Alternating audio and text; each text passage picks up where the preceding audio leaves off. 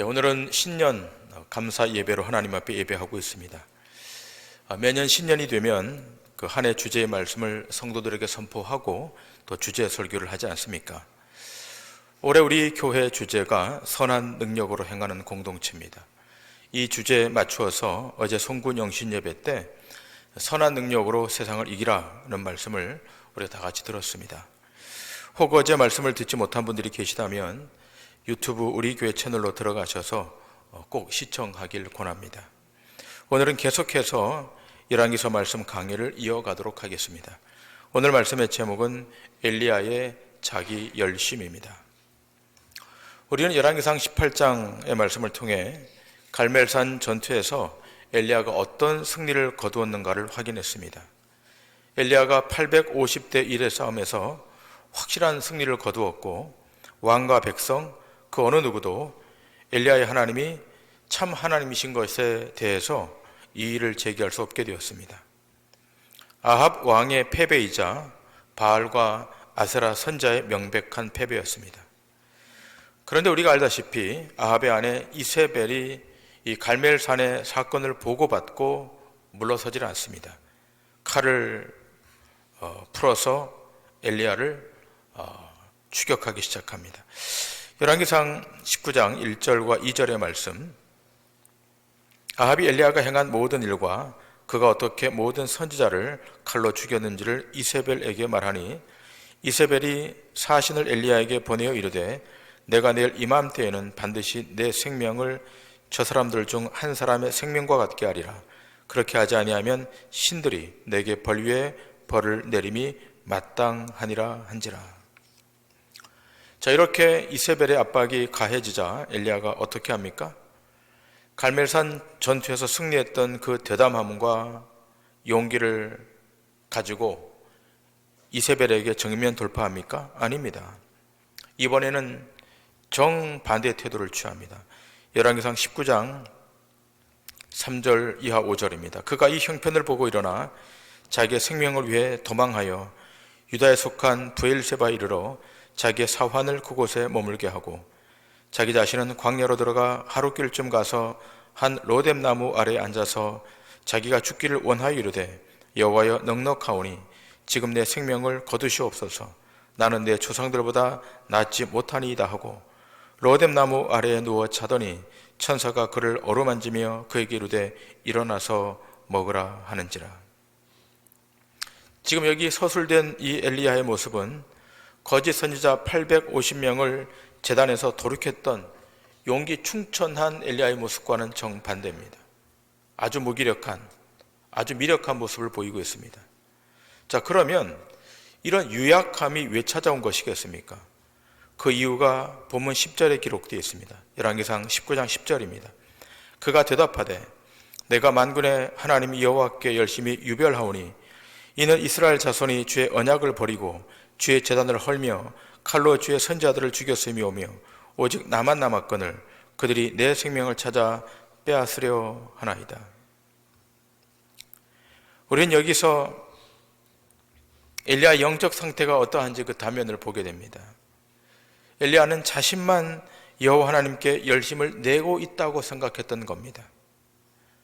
하나님 앞에 또 주어진 미션 앞에 자신은 최선을 다했는데 다른 사람들은 다 바알 앞에 무릎을 꿇었지만 나는 그렇게 하지 않고 신앙의 절개를 지켰는데 그런데 여전히 악의 세력은 도말되지 않고 그대로 잔존하고 있는 거예요.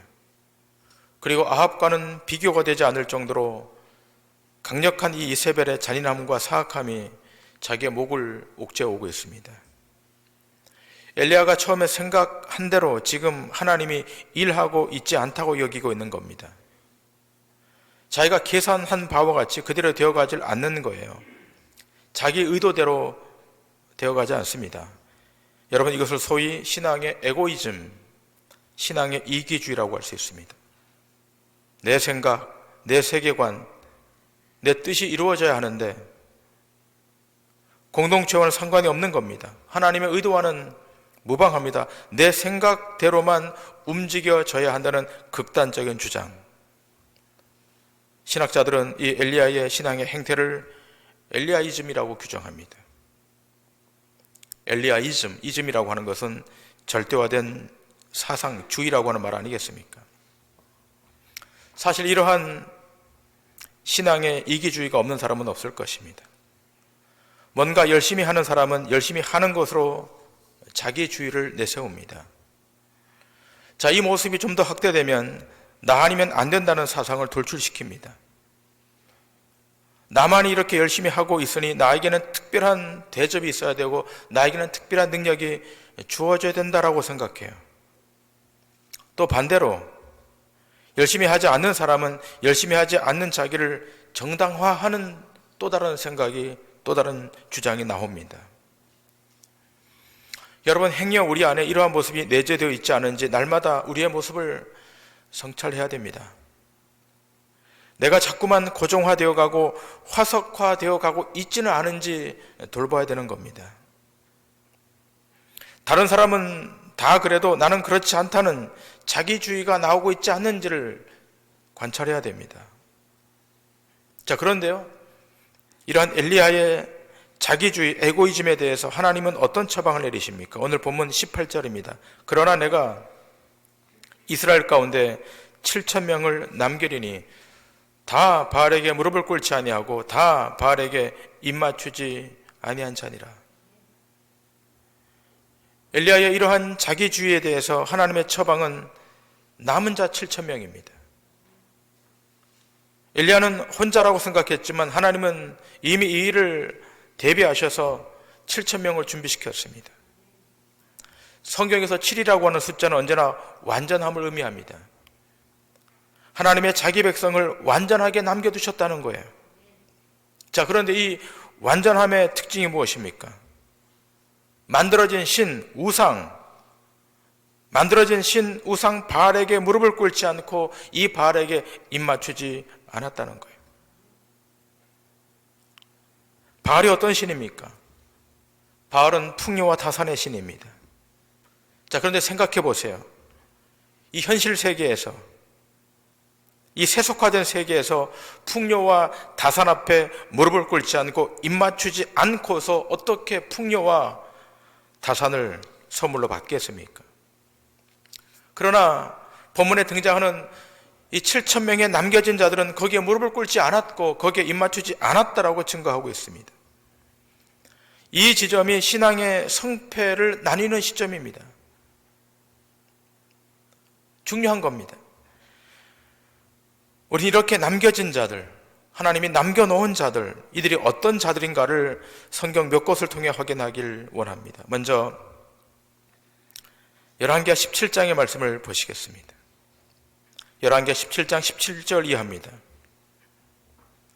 또 자기 자녀를 불 가운데로 지나가게 하며 복술과 사수를 행하고 스스로 팔려 여호와 보시기에 악을 행하여 그를 경노하게 하였으므로 여호와께서 이스라엘에게 심히 노하사 그들을 그의 앞에서 제거하시니 오직 유다 지파 외에는 남은 자가 없으니라.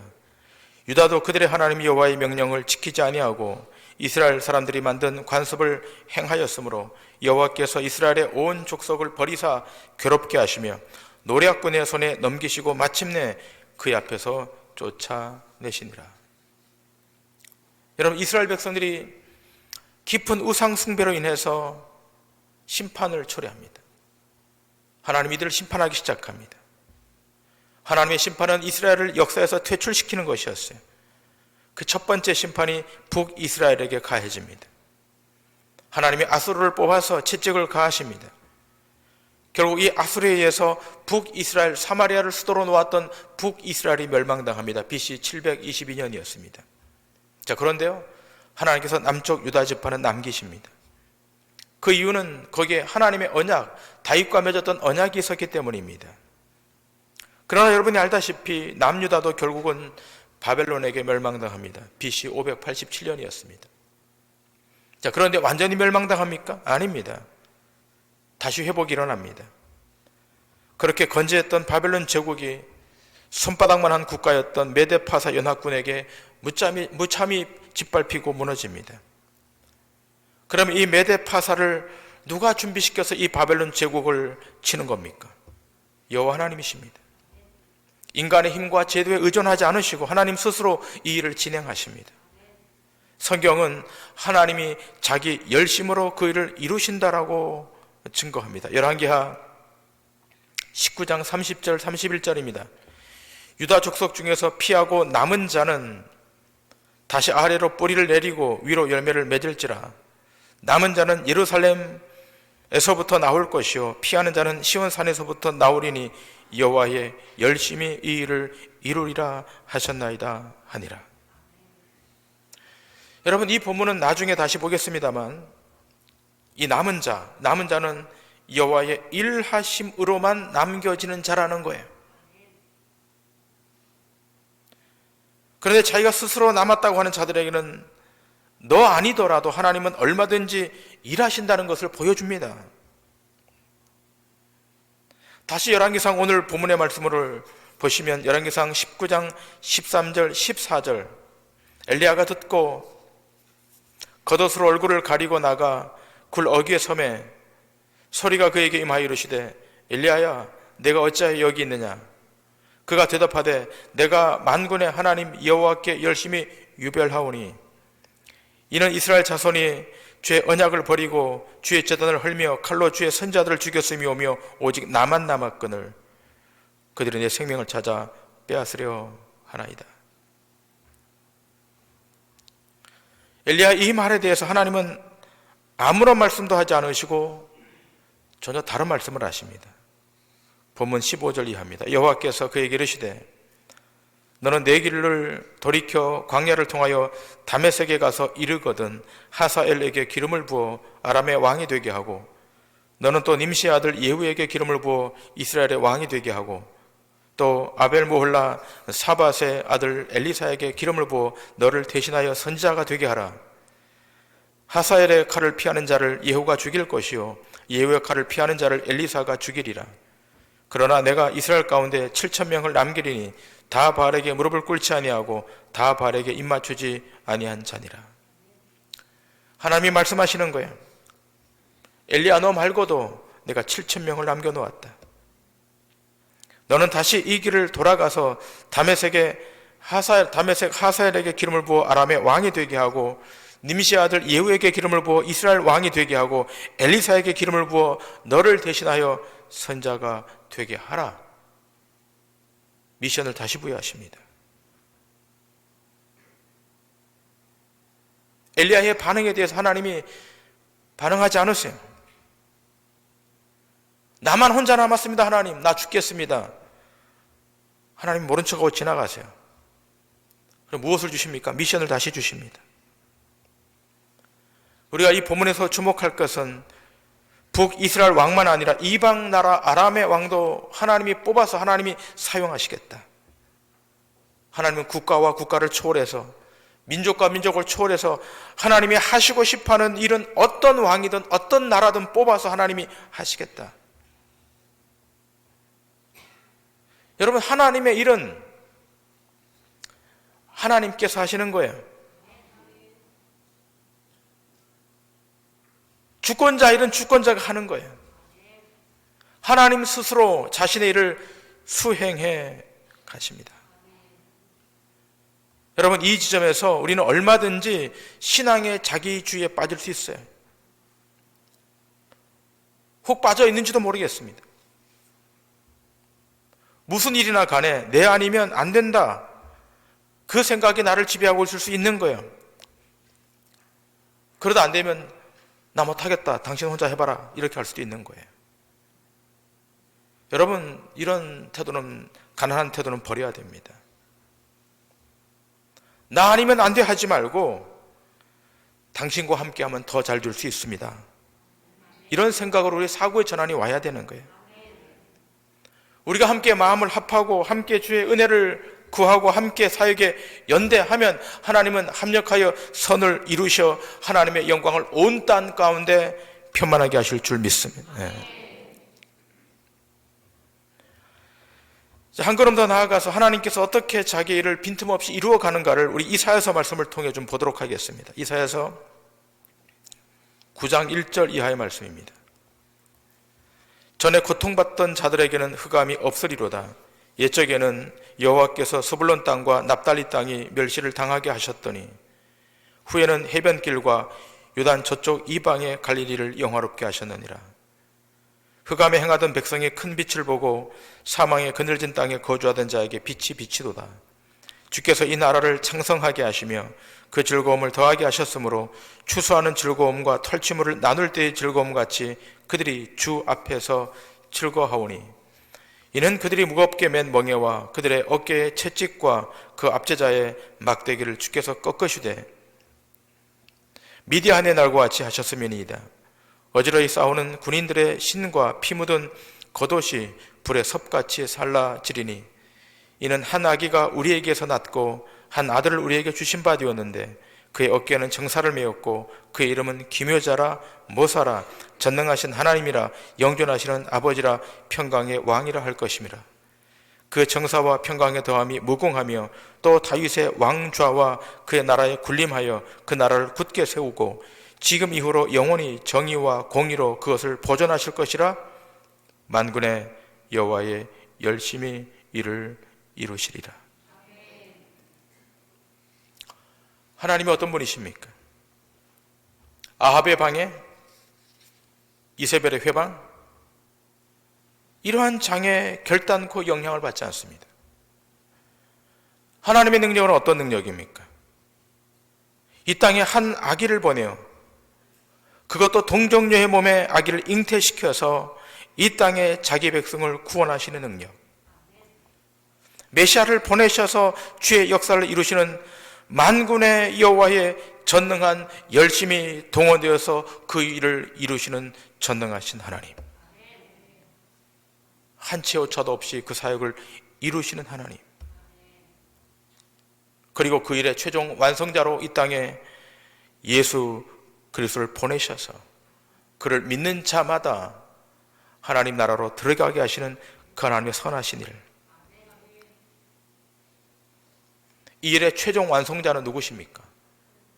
예수 그리스도.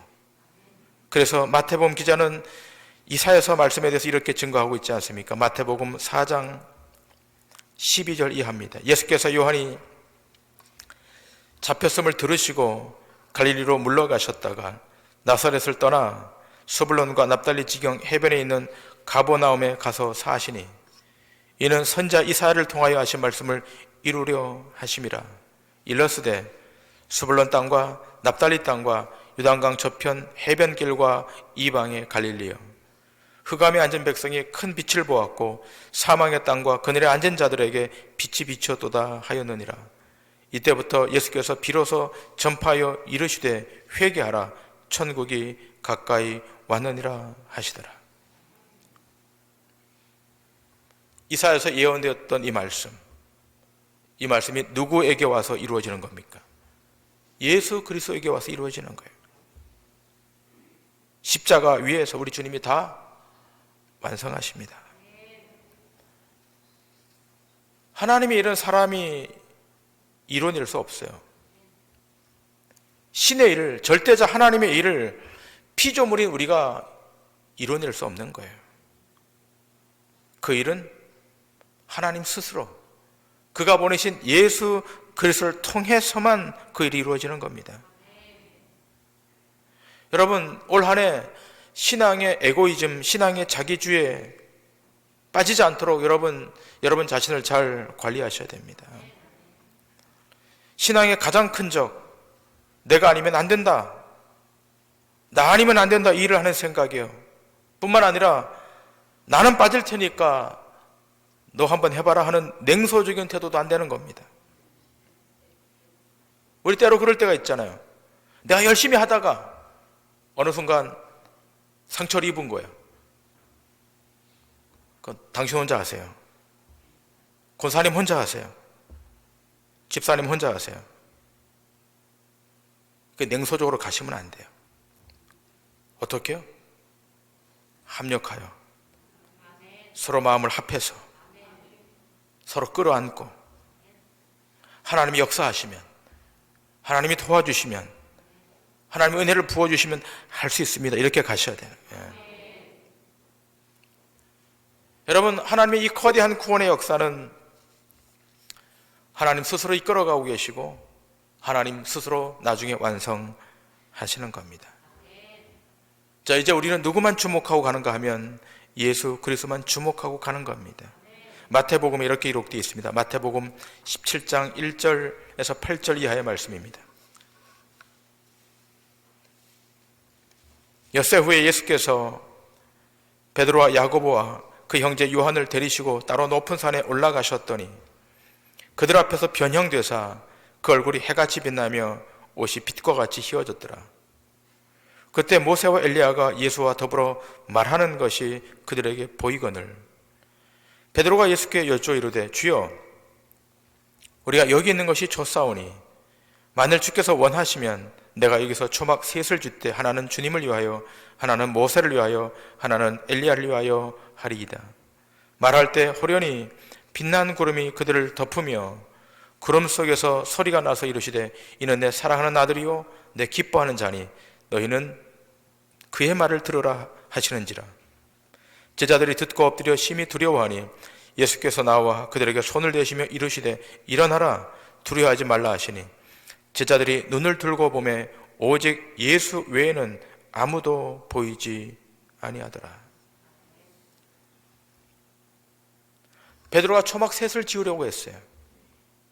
왜 셋입니까? 우리 주님을 위해서 하나, 모세를 위해서 하나, 엘리야를 위해서 하나. 이게 세 개를 지으려고 했던 거예요.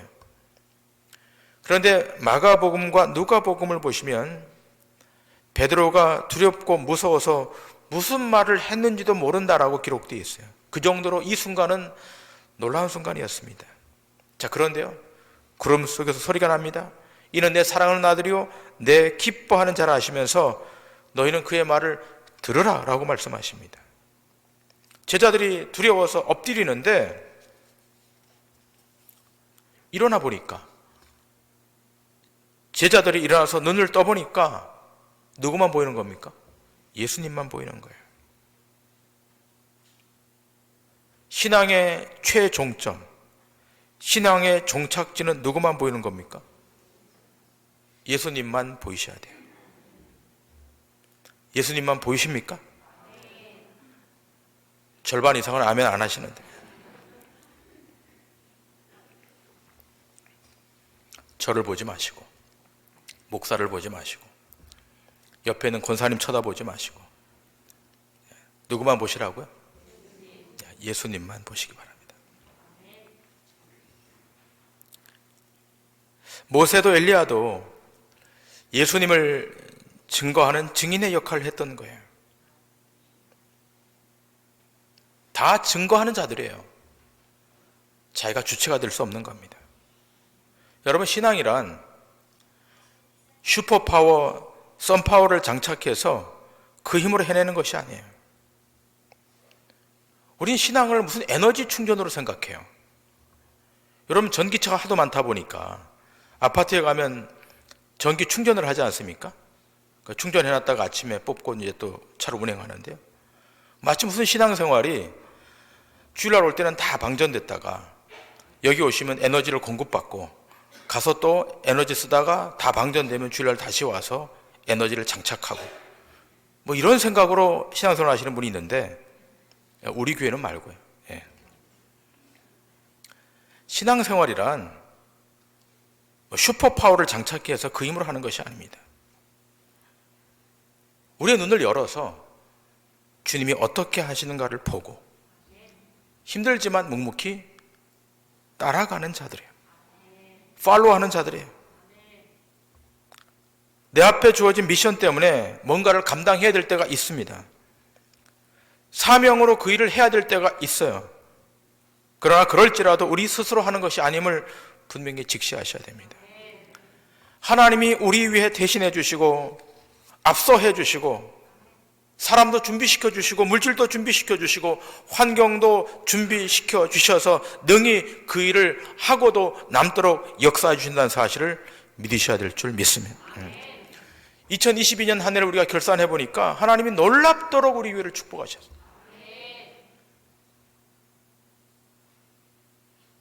우리가 돕고 싶었던 많은 선교지들, 많은 선교사님들, 많은 미자립 교회들 많이 돕도록 만들어 주셨어요. 어제 예산을 결산해 보니까 100%가 넘어서 114%까지 도달했어요. 이 어려운 코로나19 시대에 누가 부어주신 겁니까?